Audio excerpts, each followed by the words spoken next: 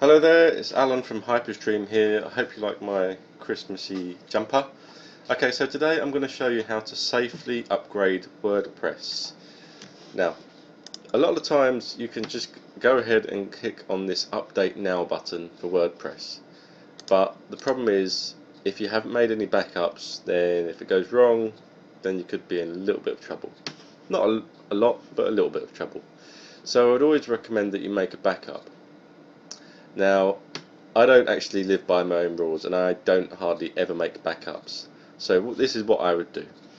If you click this button, just make a note of which version of WordPress you're currently running. If you've changed any of the core files, that means if you've changed any of the WordPress core files that you've downloaded. Let me show you what the WordPress core files are, then you can understand that. So here we've got I've just updated WordPress, but if we download WordPress manually, so I'm just going to go to their website and show you what I mean. Here we are. So if we download WordPress, the WordPress core files are everything that gets downloaded with WordPress.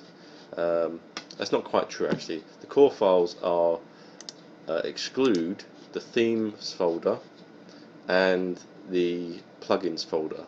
Anything else is a core file, in my opinion. Yeah. Anything else that's not within the plugins folder or the themes folder, so let me just extract this and I'll show you what I mean, is a core file. Now if you've made any specific modifications to those files, then if you click that automatic update button, it could overwrite those files. So you always need to make sure that if you've got had any custom development done or whatever, you need to make sure that you haven't had any modifications done to your core files to do this process, if you do it with this process. So the safest way is to make a complete backup of your entire WordPress installation before you update WordPress.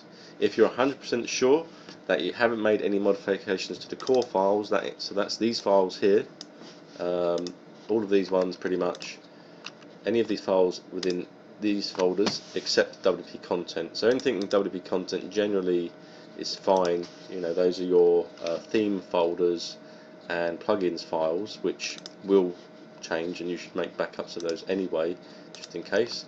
But these are the files that when you hit the update button will get overwritten. So that's the one thing you need to be aware of. These files here, any of these files could possibly be overwritten, except for one file, which is the WP config file. Now in your installation you'll see a wp-config.php file, which gets created when you first install WordPress. You can manually create that, so that's the only file which won't get overwritten if you install WordPress again. But just to be on the safe side, if you're using some other system to install WordPress, like a lot of web hosts will have their own system to install WordPress, if you update it via their system, can't guarantee that your website will get eradicated and reinstalled with a brand new fresh WordPress. So just make sure you make a backup, and the way to make a backup is you could either use one of the backup plugins in WordPress.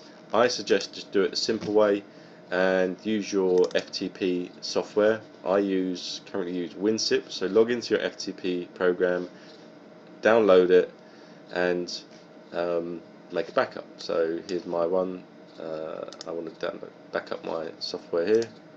Go into my public folder. Where are we? So I've got quite a lot of stuff here. So I just download all my core files, which are the ones I just recommended you download. So I would just go ahead, drag those into a folder somewhere in my documents files or wherever, as a backup folder in the archive, and then you've got a backup, so you can make any changes you want, because then if you make a screw up, then at least you can put your files back the way they were. So that's it really. That's how you do WordPress backups.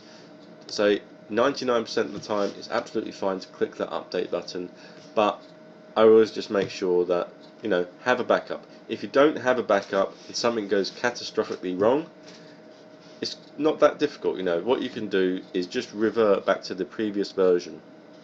Sorry, I've got sunlight coming through the window here, should have closed the blinds. So just go onto WordPress. As long as you know which version you were running, it's easy to do. You can just go to WordPress, and download, go to their archives and download the go to the release archive and download the previous version you were using. So what can happen a lot of the times is you install a new version of WordPress, and for some reason one of the plugins or your theme will break. Yeah, it just won't work with the new version. So, you know, if you're desperate, you know, revert back to the previous version. I'm just going to close this line here. Get the right, there we go. So a bit better. Okay. Okay, so that's it really. So hope that's helped. You know, give you a bit more information about backups. And if you're not sure, ask a question. You know, just use the comments box below, and I'm happy to answer back. That's the comments form on hyperstream/blog. So come onto the blog and leave a comment there. Okay, take care. Bye bye.